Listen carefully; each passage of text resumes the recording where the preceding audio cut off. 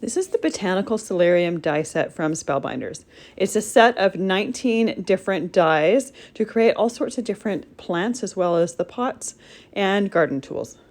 This is a great set for using up a bunch of cardstock scraps, and I often like to just cut a bunch and put them in a grid tray so that I have them all ready to use. When I go to use them, I like to ink the bottom part of the plant where the stem would go into the ground. I think it just gives it a little bit more dimension and shading that way. After they are shaded, we can glue the different plants together. I like to use a liquid glue so that I have room to move and shimmy things in place. And I also like to put an acrylic block on it while it's drying just to hold everything down nice and flat. Now I left my leaves flat, but if you wanted, you could take your fingers and curl the leaves or use a stylus just to get a little bit more texture and dimension out of them.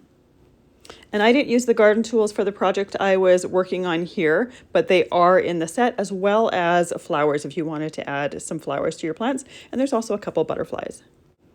I took the little label die in the set and put it on the front of my pots. I think it's meant to be a plant stake, but I wanted to use it this way. I love all the natural texture and dimension you get just from using these dies as they are, and there's so many different possibilities on different ways to use them.